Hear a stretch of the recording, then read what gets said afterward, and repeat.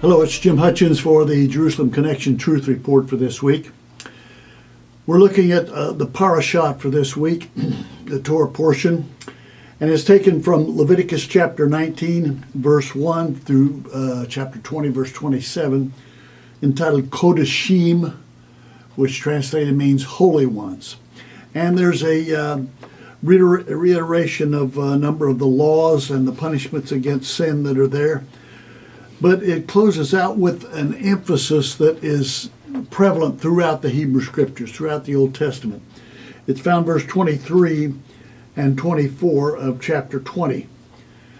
And it's an admonition regarding the land and why God is giving it to the land to the descendants of Abraham. This is a continuation, obviously, of the covenant that God made with Abraham, Isaac, and Jacob and their descendants.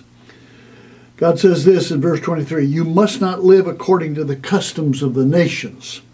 According to the customs of the nations, I'm going to drive out before you, because they did all these things, I abhor them.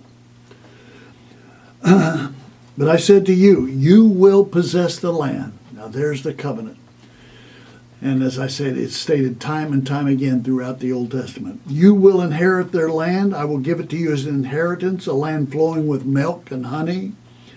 I am Yahweh your God, who has set you apart from the nations." Now that's the Torah portion.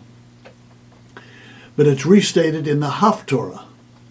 And that is the reading that's given to us. And I want to take a look at this. It's given to us in Amos chapter 9. Amos chapter 9, and I want to emphasize the last two verses, verses 14 and 15. God says this, I will bring back my exiled people Israel. They will rebuild the ruined cities and live in them." We're seeing that today.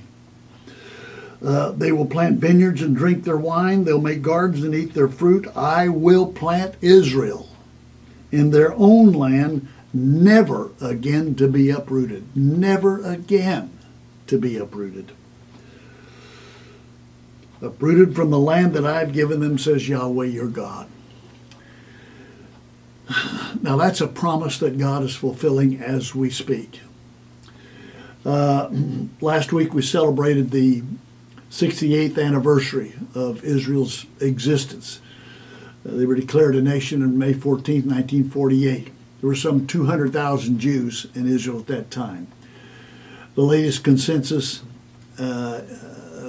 reading is that there's 8,500,000 people in Israel. Of them, 6,300,000 are Jews. And God has been fulfilling this promise through this last 68 years. And He will continue to do it. And they will never be uprooted.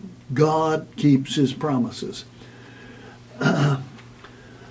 This is, as I say, is reiterated constantly in the Hebrew Scriptures. I want to read just a couple of passages from Jeremiah. Jeremiah says this, actually the Lord says this through Jeremiah.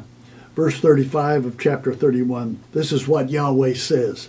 "He who appoints the sun to shine by day, who decrees the moon and the stars to shine by night, who stirs up the sea so that its waves roar.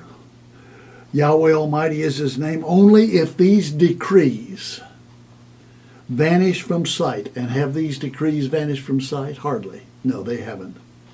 "Only if these decrees vanish from sight, declares Yahweh, will the descendants of Israel ever cease to be a nation before me."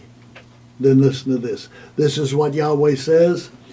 "Only if the heavens above can be measured and the foundations of the earth be searched out, can they? Hardly. No, they can't.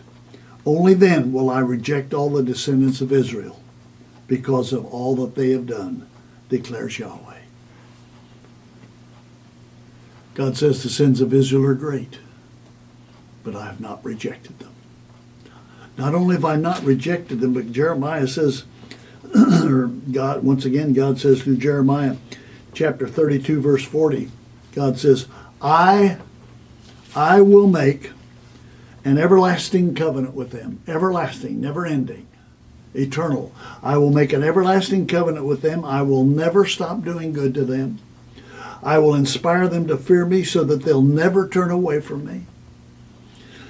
I will rejoice in doing them good, and listen to this, and I will most assuredly plant them in this land with all my heart and soul.